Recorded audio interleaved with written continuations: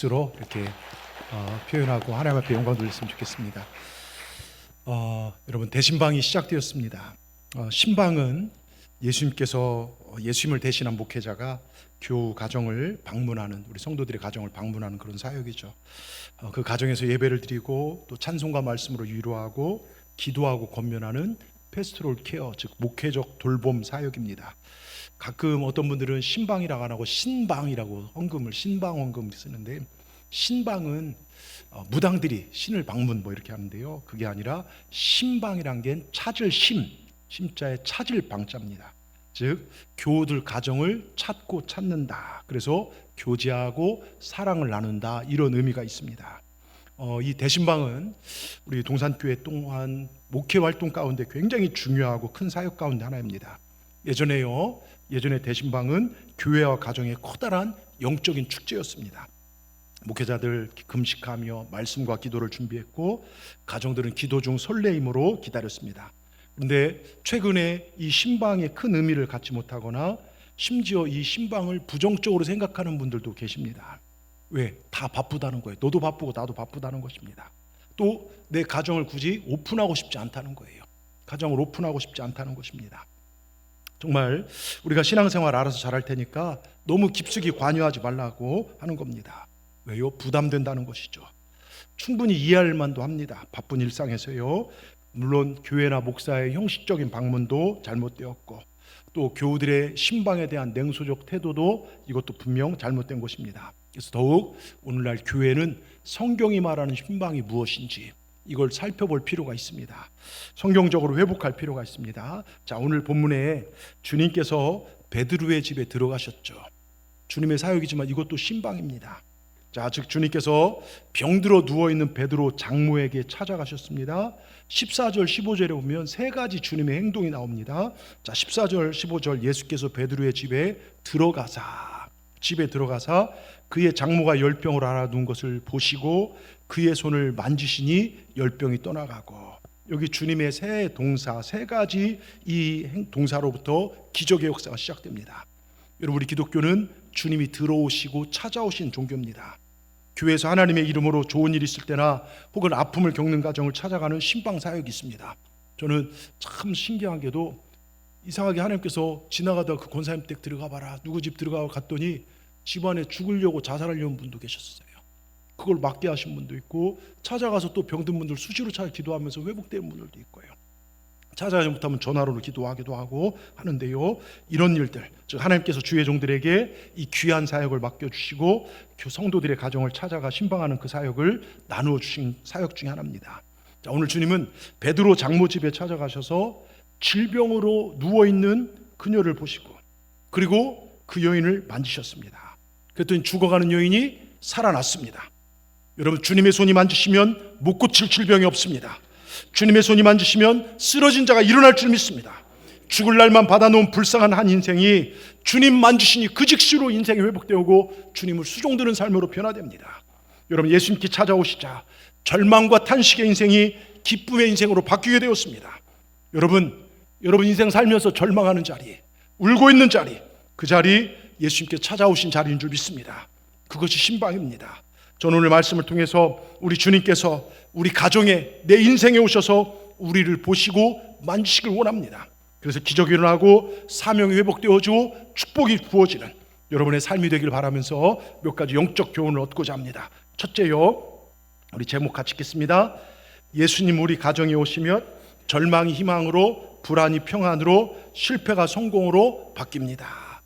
여러분 보세요. 부활하시고 주님께서 부활하셨을 때 제자들은 주님 잡혀가고 십자가 지시고 부활하기 전까지 다 도망갔어요. 그러다가 두려움에 젖어서 어떻게 마가다락방에 모여서 정말 문을 이중으로 잠그면서 막 거기서 기도했어요. 근데 상황이 왜 심각하냐면, 소문에 의하면 예수님의 제자들이 죽은 예수 시체를 훔쳤다는 거예요. 그래서 누명을 뒤집어 쓴 겁니다. 부활을 믿지 못한 사람은 말이 안 되지 않습니까? 근데 사랑하는 예수님이 십자가에 매달리는데 십자가 곁에 가보지 못하고 도망쳤던 제자들, 부끄러운 삶 아니겠습니까? 절망과 낙심의 다락방 한가운데 예수님이 나타나셨어요. 예수님이 나타나면 그들이 뭐라 합니까? 니들이 감히 나를 배신해?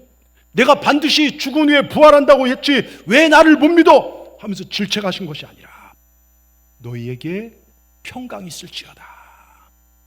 여러분, 두려움에 떨고 있는 제자들, 죄책감에 묶여 시달리는 제자들 가운데 우리 예수님 찾아오셔서 두려움과 죄책감, 이 불안을 몰아내 주셨습니다.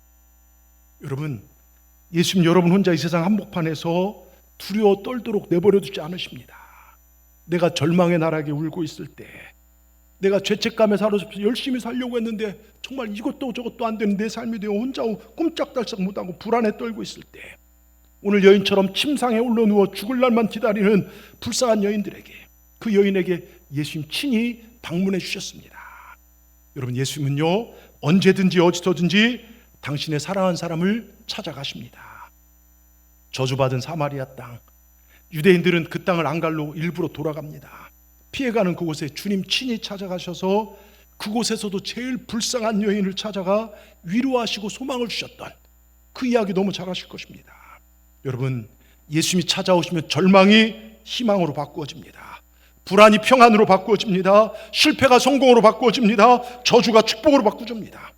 사실요, 매년 온 성도들 가정을 대신방한다는 게 정말 목사들, 목회자들의 큰 부담이 될 수 있습니다.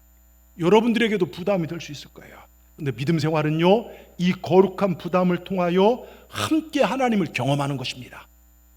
예, 당장요 여러분, 이번 주 화요일부터 시작되는 화요 성경 공부, 또 교회에서 하는 부흥회나 정말 집회들, 여러분 우리가 참여하려면 시간을 내야죠. 이것저것 다 부담이 됩니다. 그런데 참여할 때 하나님이 예비한 은혜가 있다는 걸 기억하시기 바랍니다. 우리 지지난주 부흥성회, 축복 부흥성회 마치고 새벽 자녀를 위한 기도회를 했어요. 열심히 그때 참석했던 우리 준서와 예린이가요, 그 1, 2월 선교도 가고 또 집회까지 하느라고 사실 취업 시기를 놓쳤어요. 얘들 나온 과에서 사실 취업 시기가 놓쳤는데요, 둘 다 지난주에 이번 주에 다 취업이 됐어요. 얼마나 감사합니까? 그리고 금요일의 밤 때 막 박수도 쳐줬습니다. 여러분, 내가 거룩한 부담감을 가지고 신앙생활할 때 하나님의 역사가 있습니다. 자, 저를 잘 보십시오. 고개를 드시고요.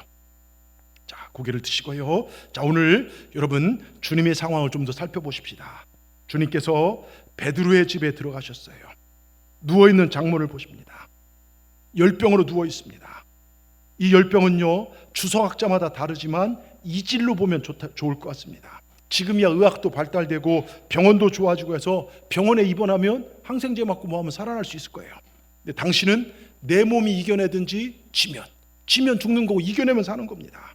더욱이 베드로의 집은 여유 있는 집이 아니에요. 베드로가 살던 그 일대는 가난한 사람들이 사는 동네입니다. 하루 벌어 하루 살아가는 그런 어부의 삶이었습니다.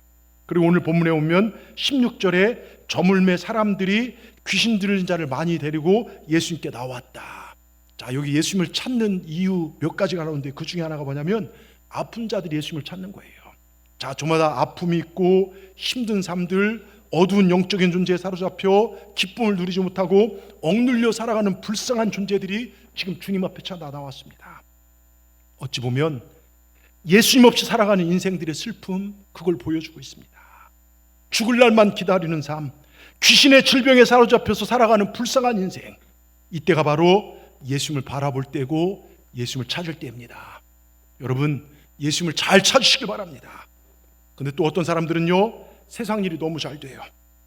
그래서 내 시선이 하나님을 향했던 것이 세상만 바라보게 될 때가 있습니다.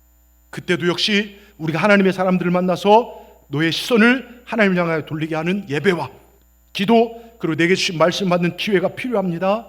이게 바로 신방이에요. 이게 바로 예배입니다.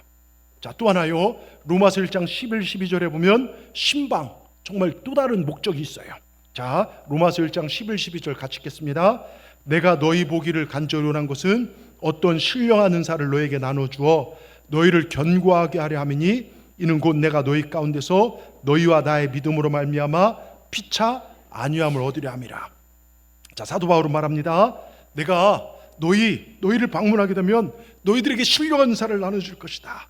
그 일로 말미암아 핍박 가운데 너희 믿음이 굳건히 서서 정말 서게 될 것이다. 그렇게 되었을 때 나도 큰 위로를 얻을 것이고 너희들도 큰 위로를 얻게 될 것이다. 여러분, 목사인 저에게 위로가 뭘까요? 우리 사랑하는 성도들이 믿음으로 설 때요, 그 어려움 속에서도 믿음으로 정말 서는 걸 보면요, 그게 제가 큰 위로가 되고 힘이 됩니다. 들려진 말씀 붙잡고 믿음으로 분연히 일어설 때 그게 저에게 위로가 되고 도전이 됐습니다. 이번 대신방하면서 어느 권사님 가정에 갔더니 이런 말씀을 하십니다.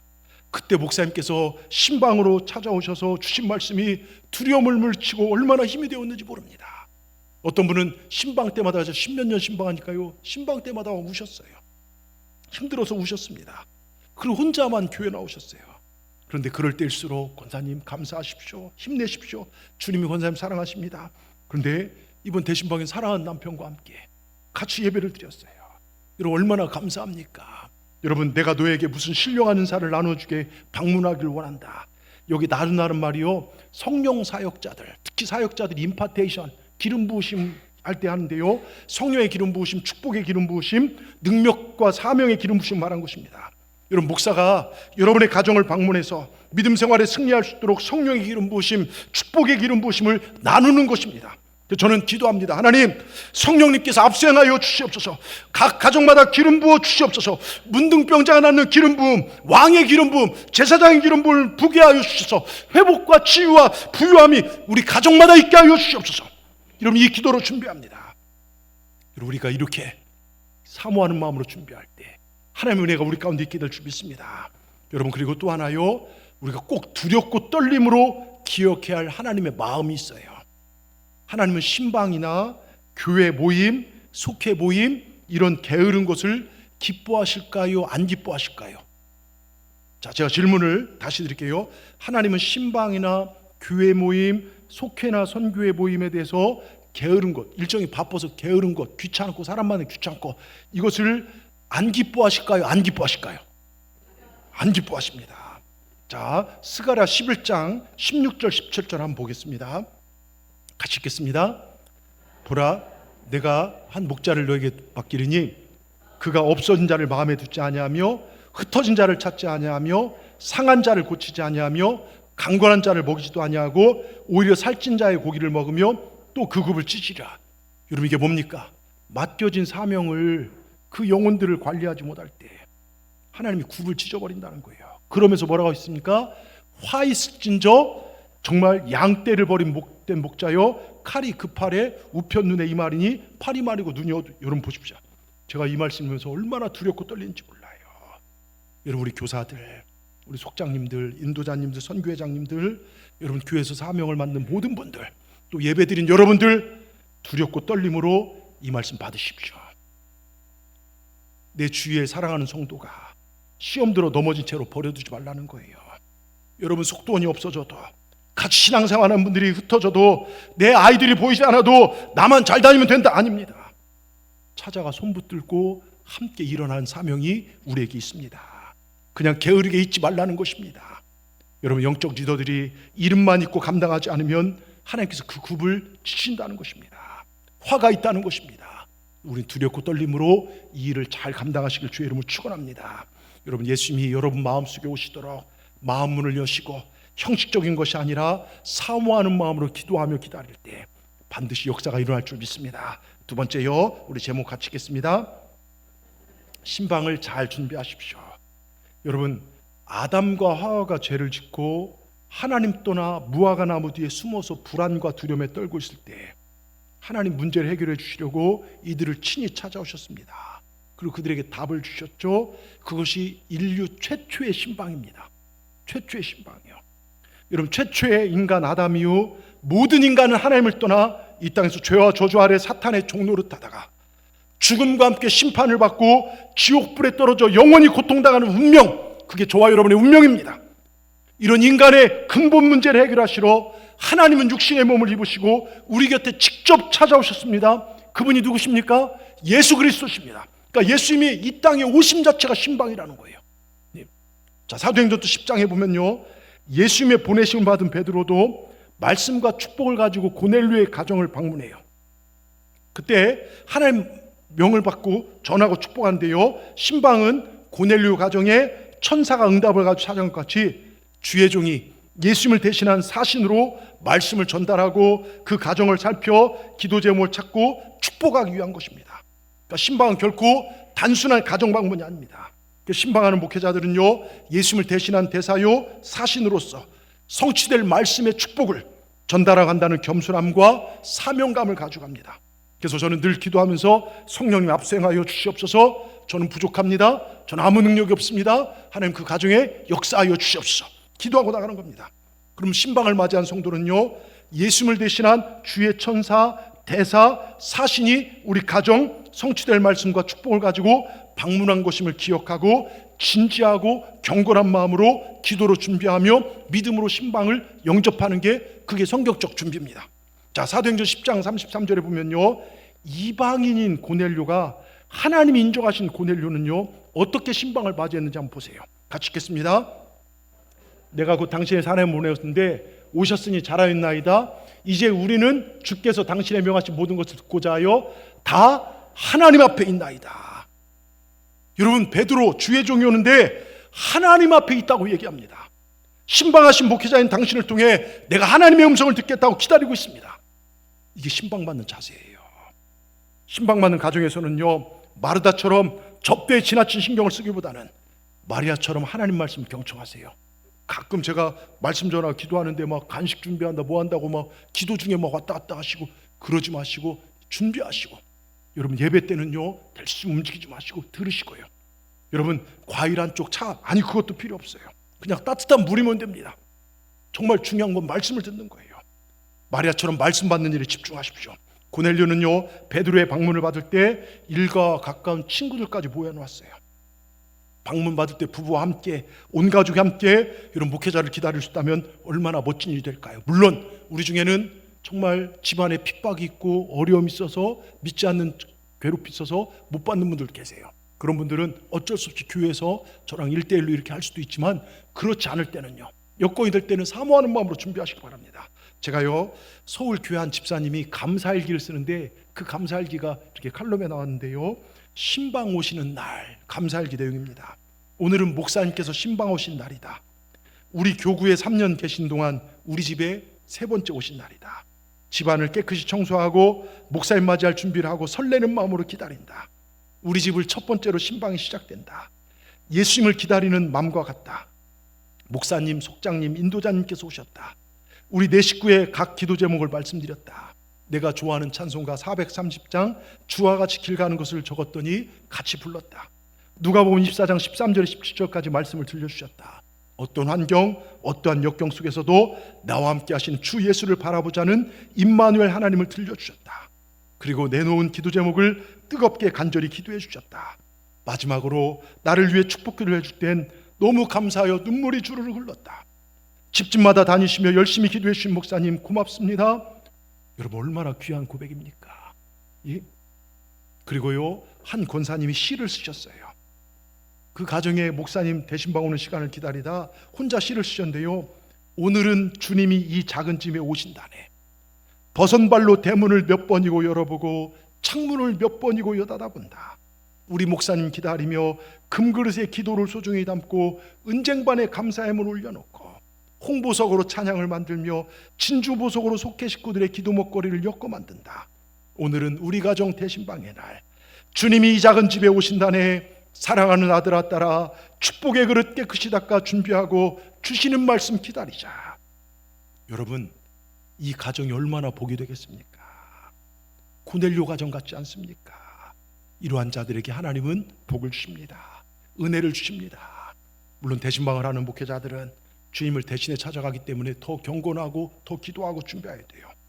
그리고 주님의 마음과 축복을 담도록 저희는 기도합니다. 두렵고 떨림으로 기도합니다.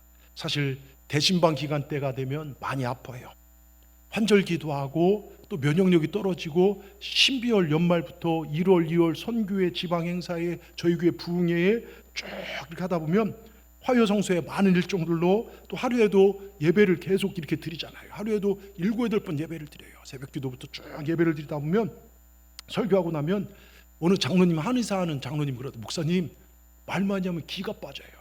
그러니까 한번 감기 걸리면 막 20일, 30일 가는 게 그런 이유입니다. 그래서 어떨 때는 한 해 쉴까 생각도 그럴 수 없습니다. 왜냐하면 이게 주님이 하신 일이기 때문에요. 주님이 원하신 일이기 때문에요. 여러분 신방을 받는 가정들도 주님을 영접하는 마음으로 교육자들 영접하는 것이 옳습니다. 이런 거룩한 부담과 마음과 마음이 부딪혀 역사가 일어나고 기적이 나타난 것입니다. 여러분, 이런 기적의 주인공들, 이 순수한 어린애 같은 믿음의 주인공들이 우리 모두가 되길 주의 이름으로 축원합니다. 끝으로요, 여러분, 이 끝이 중요합니다. 우리 같이 읽어보겠습니다. 찾아주신 목적은 복을 선언해 주시고 사명을 주시고 큰 축복을 주시기 위함입니다. 자, 여러분, 오늘 보세요. 예수님이 이 땅에 오신 목적, 첫 신방은 아담과 하와 때부터 시작해서 여러 가지 있지만 오늘 베드로의 장모집에 가신 목적이 무엇일까요? 예수님 왜 찾아오셨을까요? 특별히 마태복음 8장 17절을 보십시다. 17절요, 같이 읽겠습니다.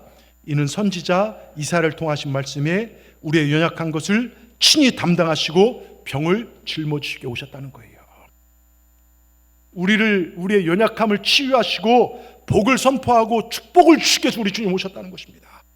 우리 새해 되면서요, 새해 복 많이 받으세요. 이거 100번도 넘게 했을 거예요. 저거 만난 사람마다 모르는 분들한테도 막 새해 복 많이 받으세요 이렇게 인사합니다. 사람들은요, 누구나 복을 좋아합니다. 그래서 막 옛날엔 대문에 복자 써붙이고 시집 갈 때도 이불에다 복, 베개에도 복, 방석에도 복, 옷장에도 복, 국그릇에도 밥그릇에도 복, 숟가락도 복. 근데 복을 좋아하지만 어디서 복을 받을지 모르니까 다 복을 써놓은 거예요. 그래서요, 아무에게나 어디에 가서 복을 빌어줍니다. 여러분, 죽은 조상님들이 복 준 줄 알고요, 묘자리 잘 써야 된다, 명절이 되면 제사를 지내곤 합니다. 여러분, 사실 제사는요, 조상을 섬기는 게 아니에요. 귀신에게 속고 있는 것입니다. 여러분, 고린도서 10장 20절 보세요. 고린도서 10장 20절 같이 읽겠습니다. 무릇 이방인이 제사하는 것은 귀신에게 하는 것이요 하나님께 제사하는 것이 아니니 나는 너희가 귀신과 교제한 자가 되지 않기를 원하지 않노라. 여러분, 우리가 알게 모르게 조상 제사 지내면 거기에 조상이 올 것 같죠? 사실 영적 눈을 떠서 보이는 분들은요, 동네 떠돌이, 죽은 영, 여러분, 이런 잡신들이 들어올 때가 많아요. 거기다 절을 한다? 우상숭배랑 똑같대요. 또 제가 아는 분은요, 어떤 분들이 그러더라고요. 교회 다닌다는데 보니까 여러분 사주팔자를 공부하고 있더라고요. 이거 하나님 굉장히 싫어하십니다. 조금 잘 살자고요, 하나님 말씀을 떠나. 여러분, 옛날에 하나님의 레위기법에 공동체 안에 기름하고 점친 자 그걸 내치라겠어요. 하나님 그걸 제일 싫어하십니다. 여러분들 누구라도요, 복 때문이라도 조금 더 잘 살고 있게 귀신과 교제하다 망하는 자도 없기를 주의 이름으로 축원합니다. 여러분, 고목나무가 왜 썩은 줄 아십니까? 고목나무들 다 썩었잖아요. 사람들이요, 지나가다 복 달라고 빌고 빌다가 거기에 어느 날 밥을 갖다 놔요. 사람들은 막 농사도 안 돼서 밥 먹을 밥도 없는데 고목나무는 밥이 있는 거예요. 나물과 과일과 전에. 근데 고목나무 속상해 죽겠다는 거예요. 야, 나는 나무인데, 그냥 좀 오래된 나무인데 내가 어떻게 니들한테 복을 주냐고. 줄 복이 없는데 사람들이 하도 빌고 빌어. 그래서 내가 속이 팍팍 썩는다 하고 썩었대요. 여러분 보세요, 우상이요 얼마나 허무한지요. 여러분 보세요, 시편 115편 4절 9절 보세요. 4절 뭐라고 써 있습니까? 그들의 우상들은 은과 금이요 손으로 만든 것이라. 여러분, 입이 있어도 말하지 못하고, 눈이 있어도 보지 못하며, 귀가 있어도 듣지 못하며, 코가 있어도 냄새 맡지 못하고, 손이 있어도 만지지 못하며, 발이 있어도 걷지 못하고, 목구멍이 있어도 작은 소리 내지 못하니라. 우상들을 만든 자들과 그 의지한 자들이 다 그와 같으리로다. 여러분, 우상의 허무함이에요. 그런데 9절에 보십시오. 9절 뭐라고 할 수 있습니까? 같이 읽습니다. 이스라엘아, 여호와를 의지하라. 그는 너희의 도움이시오 너희 방패시로다. 여러분, 우상을 의지하지 마시길 바랍니다. 썩어 없어질 것들, 죽으면 놔버려야 할 것들 의지하지 마십시오. 하나님을 의지하시는 동산의 성도들 되기를 주의 이름으로 축원합니다. 복이 무엇입니까? 누가 우리에게 복을 주십니까? 어디서 복을 받을 수 있습니까? 하나님의 복이십니다. 하나님만 우리에게 복을 주십니다. 하나님을 예배하는 이 자리에서, 하나님 만나는 자리에서 복을 받는 걸 믿으시길 바랍니다. 자, 오늘 본문요, 마태복음 8장부터 보면요, 문둥병자, 백부장이 하인 귀신 들린 자들, 병에 걸린 자들, 베드로의 장모까지 주님 앞에 나온 사람 다 고침받았어요. 주님 앞에 나온 모두가 복을 받습니다. 그런데 마태복음 8장 전에 마태복음 5장, 6장, 7장을 뭐라 하죠? 산상수훈, 주옥 같은 주님의 설교라 산상보훈이라고 합니다. 그런데 이 설교의 대상이 누구냐? 마태복음 4장 23절 25절을 보십시다. 마태복음 4장이요 23절 25절 같이 읽겠습니다. 예수께서 온 갈릴리에 두루다니사 그들의 회당에서 가르치며 천국 복음을 전파하시며 백성 중에 모든 병과 모든 약한 것을 고치시니 그의 소문이 온 수레에 퍼진지라. 사람들이 모든 앓는 자, 곧 각종 병에 걸려서 고통당하는 자, 귀신 들린 자, 간질하는 자, 중풍병자를 데리러 오니 그들을 고치더라. 갈릴리와 데가볼리와 예루살렘, 유대와 요단강 건너편에 수많은 무리가 따르니라. 여러분 보세요. 지금 주님 앞에 나온 사람들이 누구냐면요, 정말로 이 수많은 이 무리들, 지금 병든 자, 아픈 자, 귀신 들린 자, 그리고 그 지역이 가장 정치적으로 소외당하고 정말 어려운 자들입니다. 이 수많은 무리들이 주님을 따라 놓고, 그리고 그 앞에서 마태복음 5장이 시작돼요. 예? 어느 기업체 사람들 모아놓고, 뭐 삼성 기업체, 뭐 여기 LG, 물론 기업체 사람이 아니라 정말 아프고 힘든 그 사람들을 모아놓고 주님께서 선언하는데요. 자, 마태복음 5장 1절, 우리 주님께 뭐라고 합니까? 예수께서 무리가 자기를 에워싼 걸 보시고 건너편 자기를 명하시니라. 자, 여러분 보세요. 예수께서 무리를 보시고, 예수님께서 그 수많은 무리를 보실 때마다 아우 쟤들은 왜 이렇게 따라다, 이게 아니라 불쌍히 여기는 마음으로 보셨어요. 자, 마태복음 9장 36절 같이 읽겠습니다. 무리를 보시고 불쌍히 여기시니 이는 그들이 목자 없는 양과 같이 고생하며 기지담이라. 여러분, 주님의 가슴앓이가 여기 나타나요. 목자 없는 양떼같이 무리를 보신 것입니다. 맹수나 늑대나 사자나 곰에게 죽을 수밖에 없는 불쌍한 양떼를 보셨습니다. 고생하며 기진하는 양을 보셨습니다. 냄새나는 양 한 마리 씻어줄 목자가 없습니다. 배고픈 양 한 마리 먹여줄 목자가 없습니다. 죄에 시달려 더러워진 내 심령, 그러나 아무도 씻어줄 사람이 없습니다. 도망가다 지쳐도 넘어져 있으나 아무도 그를 일으켜줄 사람이 없습니다. 목자가 없기 때문에 이리저리 헤매다 지쳐 낭망하고 쓰러져 있으나 아무도 그에게 희망과 용기와 믿음을 주지 못하는 그 어리석은 무리들을 주님께서 보셨다는 것입니다. 그런데 그 무리 속에서 누굴 보셨냐? 저와 여러분의 얼굴을 보셨다는 것입니다. 그 무리 속에서 저와 여러분의 얼굴을요, 세상에 지쳐 넘어져 있는 내 모습, 어디에도 위로가 없어 허덕이는 우리의 모습, 죄를 떨쳐내고 싶지만 하루하루 살아가다 보면 주님 앞에 정말 죄 짓는 우리의 모습, 죄악투성이, 정죄함투성이, 먹고 살기 마음 같아요 고생하고 기진하는 우리의 모습을 주님이 보셨다는 것입니다. 예수님께서 그 무리를 보시고 나를 보신 거예요. 오늘 우리를 보신 것입니다. 누워있는 베드로의 장모를 보시고 병들어 있는 나를 보신 것입니다. 그리고 잘 들으십시오. 여러분, 마태복음 5장 3절을 보십시다. 그들을 보면서 주님의 마음, 사랑하는 음성을 들으시기 바랍니다. 마태복음 5장 3절 같이 읽습니다. 심령이 가난한 자는 복이 있나니 천국이 저희. 여러분, 한글 성경에 이렇게 되어 있지만요, 성경 원어에는요, 복이 있도다, 복되도다, 복을 받아라, 심령이 가난한 너희여, 천국이 너희 것이라. 여러분, 이 어마어마한 하나님의 복이 지금 선언되는 겁니다. 오늘 예배한 여러분들에게 복이 있을지어다. 주님이 이걸 선언하는 것입니다. 모든 병과 각종 병에 걸리고 귀신 들리고 고통당하고 간질하고 중풍병자들, 불쌍한 그들, 어디 누구 하나 위로해 줄 수 없고, 그런 그들에게 누가 나에게 복이 있으라 얘기해 준 적 없는 그에게, 다 철량하게 보는 그들에게 주님은 복이 있을지어다 선언하고 계십니다. 오늘 예배하는 너에게 복이 있을지어다. 여러분, 전율이 흐르지 않습니까? 잘한 것도 없어요. 상처투성이에요. 아파요. 늘 넘어져요. 정말 주님 말씀 살려고 하지만 예배 마치고 나가다가도 투덕투덕하는 게 우리입니다. 그런 우리에게 평안이 있을지어다, 복이 있을지어다 선언하고 있습니다. 오늘 주님께서요, 부족한 종의 입술을 통해서 여러분에게 복을 선언하십니다. 동산의 성도들이여, 세상살이에 지치고 자녀 키우느라 힘들고 직장생활 사업에 어려움을 겪고 있는 자들이여, 질병과 여러 가지 문제로 두려움 가운데 있는 백성들이여, 복이 있으리라, 복이 있을지어다 선언하고 계십니다. 여러분, 누가 복을 주십니까? 우리 주님이 주십니다. 어디서 주십니까? 말씀이 선포되는 자리, 예배하는 자리에서 복을 주십니다. 여러분, 이게 바로 신방을 하는 이유고 예배드리는 이유가 바로 그겁니다. 제가 금요원의 밤 때지만 내가 산을 향하여 눈을 들리라, 하나님 임재가 있는 산을 눈을 때 나의 도움은 어디서 올까? 나의 도움은 천지를 지신 여호와께로다. 우리를 도우신 분이 누구라고요? 천지를 창조하신 여호와 하나님이십니다. 우리는 그 하나님 믿는 것입니다. 여러분, 정말 여러분 가정을 찾아가서 가정에 주신 말씀을 통하여 그 가정을 향한 기도를 통하여 하나님 우리를 어루만져 주시고 치유하시고 회복해 주십니다. 우리의 상처와 아픔을 싸매 주시고 죄악을 씻어 주시고 어렵고 힘든 인생을 살아가는 우리 가정에 복이 있으리라 선포해 주십니다. 또 하나, 그걸로 끝나면 안 돼요. 사명을 주시게 하여 우리 주님 우리에게 찾아오십니다. 오늘 여인이요, 주님 만지시니 열병이 회복되고 어떻게 됩니까? 장 보러 나갔습니까? 열병 회복되고 농협에 뭐 일 보러 갔습니까? 아니 열병 회복되고 어디 정말 꽃 구경 갔습니까? 아니에요.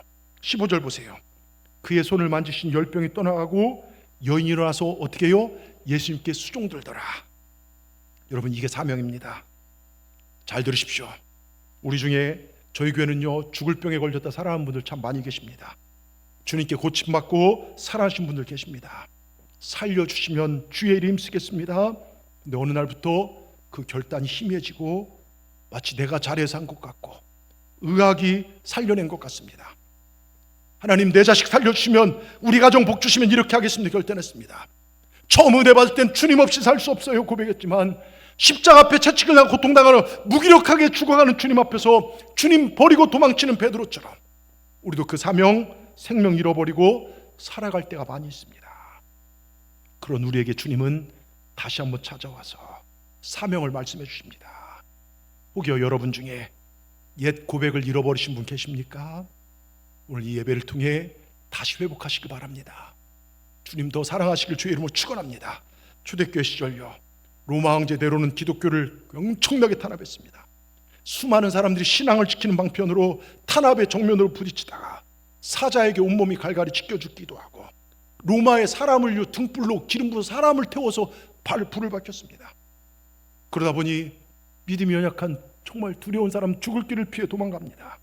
그때 예수님의 수제했던 베드로도 로마의 탄압으로부터 도피를 선택하고 도망갑니다. 모두가 잠들 때 새벽 무렵 로마를 벗어나가는 길, 저 멀리서 어렴풋 낯선 한 사람이, 근데 낯익은 한 사람이 로마를 향해 터벅터벅 걸어 들어간 걸 봅니다. 와서 마주쳤습니다. 예수님이셨습니다. 그때 베드로가 유명한 얘기를 하죠. 쿼바디스 도미네, 주여 어디로 가시나이까? 근데 예수님 베드로에게, 네가 내 양들을 버리고 가니 네가 버린 양을 돌보러 간다. 내가 다시 돌아가 십자가에 못 박히리라 말씀하십니다.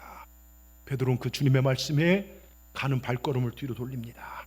다시 로마로 들어갑니다. 아, 내가 갈 자리는 조금 더 살기 위해 세상이 아니구나. 조금 더 잘 살기 위한 세상이 아니구나. 내가 살 자리는 핍박이 없는 저곳이 아니구나. 내게 주어진 사명을 감당한 자리, 양을 돌본 자리가 내가 갈 자리구나. 로마로 들어가 베드로는 순교합니다.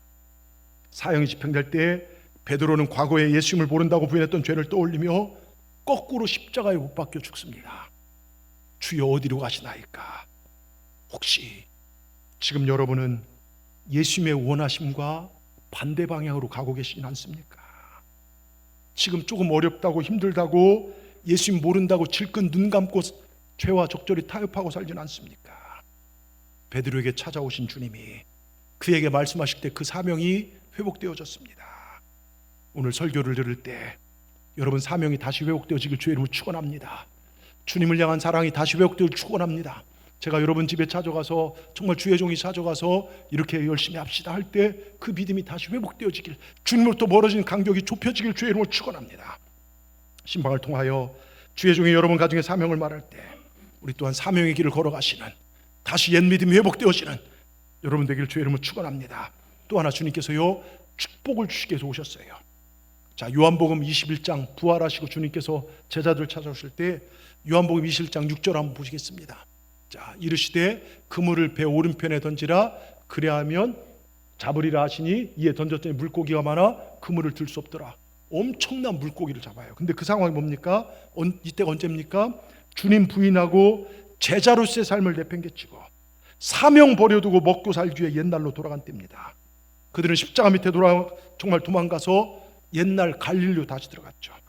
갈릴리 호수에 가서 그물을 던지고 있습니다. 그날 밤에 한 마리도 잡지 못했어요. 근데 주님께서는요 사랑하는 사람들이 실패한 채로 버려져 있는 것을 차마 볼 수 없어 찾아오셨습니다. 부활하시고 첫 신방을 오신 것입니다. 빈 그물 두고 살아가는 모습을 원치 않으신다는 거예요. 그 빈 그물 채워주게 오셨습니다. 여러분 인생에 아직도 빈 그물이십니까? 주님 만나시길 바랍니다. 이 시간 찾아오신 예수님 만나시길 바랍니다. 이번 대신방을 통해 은혜의 빈그물이 채워지고 텅 빈 마음이 말씀으로 채워지고 실패했던 사업의 빈그물이 만선하는 복을 받으시길 주의 이름으로 축원합니다. 근데요, 뭐 주의 종들이 신방이 무슨 도깨비 방망이처럼 뭐 요술적인 힘이 있어 복을 받는 게 아니에요. 우리가 얼마만큼 준비하고 하나님의 은혜를 사모하냐에 따라서 달라질 수 있다는 거예요. 혹시 제가 이렇게 보니까 세상 일이 분주해서 신방을 회피한 분들도 종종 계세요. 여러분, 1년에 1시간 그렇게 아까우십니까? 세상을 그 1시간 잘라내지 못하겠습니까? 제가요, 감하고 들으십시오. 부목사로 있었던 광림교회 목회의 큰 축 중에 하나가 대신방 사역이에요.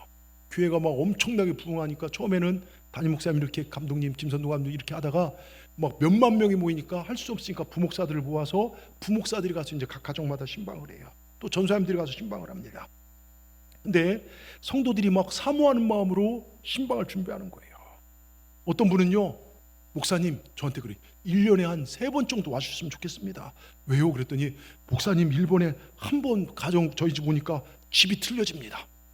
집이 막 대청소하고 일주일 전부터 커튼도 빨고 베란다 청소하고 집이 달라니 너무 좋습니다. 이런 분도 있어요. 어떤 부인들은요, 목사님 몇 번 더 오시면 우리 남편 술을 끊을 것 같아요. 왜요? 그러니까 저거 보십시오. 보면 양주 진열장, 멋있는 진열장 있잖아요. 원래 저게 양주가 다 담겨 있는데 목사님 오신다가 다 치웠어요. 그걸 거기다 선물 받은, 제가 치운 사이에 거기다 십자가랑 선물 받은 걸 넣어놨습니다. 여러분, 김선도 감독님 신방에 대해 말씀하시면서 조영기 목사님 그렇죠. 담임 목사가 갈 수가 없으니까 부목사나 전사 같은 목회자들이 가는 것이지만 예수님이 여러분 가정 가는 것입니다. 그런 여러분 예수님 맞이하도 준비하시길 바랍니다. 하면서 신방 예의를 가르쳐 주세요. 집도 깨끗이 정리하고 예배 드릴 수 있는 장소를 마련하고 목회자들이 주님의 이름으로 갈 때 예의가 있어야 된다 하시면서 그냥 야구르트에 빨대 뿅 꽂고 드세요 이렇게 내놓지 말고, 예? 준비한 정말 신방 예물과 기도 제목, 그리고 나갈 때는 정말 어른들 그랬어요. 목회 양말 한 켤레라도 도서비라도 준비해라, 그렇게 가르칩니다. 저도 그것을 배우고 저희 가정에도 목사님이 이제 신방 오실 때가 있어요. 교구 목사님 예배 드릴 때 그냥 보내지 않고 꼭 그분들을 섬기고 이렇게 드립니다. 또 저희 교회 선교사님이나 어려운 교회 목회자 오면요, 그냥 보내드리지 않고 얼마간의 여비라도 드립니다. 근데 그게 얼마나 기쁜지 몰라요. 여러분 한번 생각해 보십시오. 주님이 우리 집에 오신다면, 성령님이 우리 집, 여러분 무당도요 막 하다가 뭐 하면 정성이 부족하다 막 이러잖아요. 예? 아니 무당도 귀신도 정성을 찾는데 하나님을 예배하는 우리가요, 성령님 우리 집에 오신다는데요, 어떤 자세로 우리가 준비하겠습니까? 그것이 복이 되도록 잘 준비하는 것, 사모하며 준비할 때 고넬료 가정처럼, 아까 얘기한 그 권사님들 집사님들처럼요, 먼저 주의 종들이 기도로 준비할 것입니다. 신방받는 가정마다 주님이 친히 찾아가 주셔서 지금까지 경험하지 못한 기록적 은혜가 있기를 주의 이름으로 축원합니다. 그리고 여러분도 해마다 치르는 형식적 신방이 아니라, 바쁘다고 회피하는 것이 아니라 고넬료 가정처럼 사모하시길 바랍니다. 거기에 판세를 뒤엎는 기록적 역사가 일어날 줄 믿습니다. 제가 종종 하는 얘기지만 시골교회에 있었던 실화입니다. 어느 목사님이 그 교회 부흥회를 인도하셨는데 이 젊은 부부가 앞자리에 앉아서 막 너무 은혜를 받아서 예배를 드린 거예요. 여러분 예배 설교하다 보면요, 저한테 힘을 주는 분들이 있어요. 막 사모해 갖고서. 어떤 분들은 힘을 뺏어가는 분들도 있어요. 예? 근데 막 너무 은혜가 되는 거예요. 그래서 제일 은혜 받아서 예배 마치고 나서 목사님한테 물었대요. 목사님, 저분들 어떤 분인데 저렇게 은혜를 많이 받습니까? 그랬더니 그 담임 목사님 하신 말씀이, 그분들요 사실 예수 믿은 지 얼마 되지 않았습니다. 열심히 교회 나오다가 직장을 그만두고 퇴직금 대출을 받아서 양계장, 즉 닭사업을 시작한 지 얼마 안 됐는데요, 처음에는 이 양계장을 잘 됐습니다. 근데 이게 웬일입니까? 조류독감으로 전국의 양계장들이 망해가고 이 세균이 막 사방으로 번지는데 그 마을 근처까지 온 거예요. 이 젊은 부부가 이러다 잘못되면 우리 망하는데 걱정이 이만저만이 아니더랍니다. 그래서 마음속에 목사님 우리 집에 와서 신방을 해달라고 그런 마음이 들어서 이거 알지도 못하면 요청을 했대요. 목사님 집으로 가셨는데요, 그들의 생각에 그럴 바에 차라리 양계장에서 예배를 드리자 해서 목사님을요 양계장 한복판으로 갔대요. 여러분 목사들은요 하자면 다 합니다. 그러니까 여러분 저도 뭐 어디서 예배드리고, 전 막 배 위에서 예배드리고 개 애기가 아니고 개새끼죠. 개를 위해서 안수기도 해달라고 해서 개를 안수기도 해준 적도 있어요. 근데 그 집은, 왜냐하면 그 권사님이 대치동 사시는 권사님인데 집도 막 부유해요. 근데 나간 사이에 자기가 뇌출혈인가 쓰러졌는데 개가 사람을 이렇게 불러서 살아서, 개가 15살인 거예요. 그래서 목사님이 기도 제목에, 신방 기도 제목에 그 분명히 딸하고 아들 둘밖에 없는데 셋째를 적어놨어요. 셋째 아롱이를 위해 기도해 주시길 바랍니다. 아롱이가 누구죠? 쟤예요, 쟤. 걔가 이러고 있어요. 그래서 걔를 위해서 기도해 준 적도 있고. 저희 아버님은 송아지 새끼 날 때 막 그 옛날 시골 목회하면 그래요. 새끼 낳는데 목사님 이번에 새끼 죽으면 안 됩니다. 그래서 막 기도해달라 기도해주면 새끼 잘 나면 능력 있는 목사님, 새끼 죽으면 능력 없는 목사님, 이런 게 진짜 있었어요. 그래서 막 이 목사님도 양계장 한복판 예배를 드리는데 더욱이 새신자가 믿음 가지고 예배 드리자는데 여러분 양계장이 문제입니까? 목사님 태어나 처음 양계장 한복판에서 막 예배를 드렸대요. 찬송을 주와 같이 길 가는 꽃기어 그러고 예수님 기도하면 꽃구대 막 정신이 없더랍니다. 어떻게 예배를 잘 드렸어요. 그랬더니 이분들이 또 목사님 막사마다 손을 얹고 안수기도를 해주십시오 그러더랍니다. 사람도 아니고 막사에다 안수기도를 하더랍니다. 그래서 안수기도를 막사마다 손 얹고 하나님 정말 지켜주시옵소서, 주의 보혈로 덮어주셔서 정말 조류독감 틈타지 않게 지켜주시옵소서 간절히 기도하고, 그리고 이렇게 돌아가려고 하는데 이 젊은 부부 마음속에 야 교회도 십자가인데 우리 집도 십자가를 그리자, 막사에다요 빨간 펜트 사서 앞뒤로 십자가를 그리라는 생각이 들어서 그 예배 드리는데 그 생각이 들더래요. 그 목사님 십자가를 그려도 될까요? 그래 그려보십시오. 그래서 십자가를 빨간 딱 그렸대요. 아니나 다를까요, 여러분 정말 며칠 뒤에 조류독감이 그 일대까지 싹 덮쳤어요. 여러분 자 놀라운 건요, 기적이 일어났습니다. 다른 양계장은 다 닭들을 땅에다 묻으라는 판결이 내려왔는데 이 양계장의 닭들은 조사 결과 건강하다는 거예요. 그래서 오히려 닭이 부족할 판에 달걀이 부족할 판에 더 잘 팔려서요 그 가정은 어려움 속에서 큰 돈을 벌었다는 겁니다. 그때 젊은 부부가 하나님 살아계시네 그걸 체험한 거예요. 사실 양계장 사업이 망하면 두 부부가 연탄 피워놓고 자살하려고 계획을 세웠답니다. 근데 기도하다 보니까, 교회 나가서 예배드리다 보니까 목사님 모시고 신방하라는 생각과 십자가를 그리는 주님의 주신 생각이 나서 기도한 대로 순종했던 기적이 일어났다는 것입니다. 여러분 우리가 열심히 예배드리고 여러분 대신방이 우리 주님을 가정에 모신 기회가 되고 주어진 말씀 붙잡고 순종하여 어려운 판세를 뒤엎는 축복을 경험하는 여러분 삶이 되기를 주의 이름으로 축원합니다. 우리 주님께서요 그 크신 팔로 우리를 안아주시고 선한 능력으로 일어서게 하실 것입니다. 여러분 우리가 정말 가정에 오실 주님을 기대하고 마지막 심판주로 주님을 기대하며 저는 우리 모두가 믿음으로 승리하기를 주의 이름으로 축원합니다. 여러분 주님 오시면 기적이 일어납니다. 이러한 기적이 안 되게 되는 기적이 가슴 찡한 간증의 주인공들이 저와 여러분 되기를 주의 이름으로 축원합니다. 기도하겠습니다. 하나님 감사합니다. 언제나 우리와 함께 하시고 실패와 낙심 두려움 가운데 사는 자녀들에게 힘을 주시고 능력을 주신 하나님을 찬양합니다. 우리의 연약함을 담당하시고 자유함을 주시기 위하여 오신 예수님, 오늘 이 시간 우리의 마음에 모십니다. 우리 가정에 모십니다. 들어오셔서 우리를 보시고 불쌍히 여기시고 우리를 만져 주시옵소서. 그래 살아나게 하시사 주님께 수종드는 여인처럼 주님을 섬기며 살게 하여 주시옵소서. 맡겨진 사명을 기쁨으로 감당하게 하고 또 주님이 주신 복을 마음껏 누리게 하여 주시옵소서. 많은 걸 가져도 그물이 찢어지면 안 됩니다. 건강의 그물이, 물질의 그물이 찢어지지 않도록 우리 인생에 만선의 복을 허락하여 주시옵소서. 차고 흘러 넘쳐서 그 흘러가는 복을 누리고 흘러보내 많은 사람들을 살리는 우리 삶이 될 수 있도록 도와주시옵소서. 예수님의 이름으로 감사하며 기도드리옵나이다. 아멘. 오늘 특별히 우리가 이 찬양을 드렸으면 좋겠습니다. 우리 보네포 목사님이 기록한 정말 그 곡인데요, 정말 참 은혜가 됩니다. 주 선한 능력을 우리를 안으시고 그 크신 팔로 날 붙으시네. 절망 속에 흔들리지 않고 사랑하는 주 얼굴 구하리. 여러분 보네포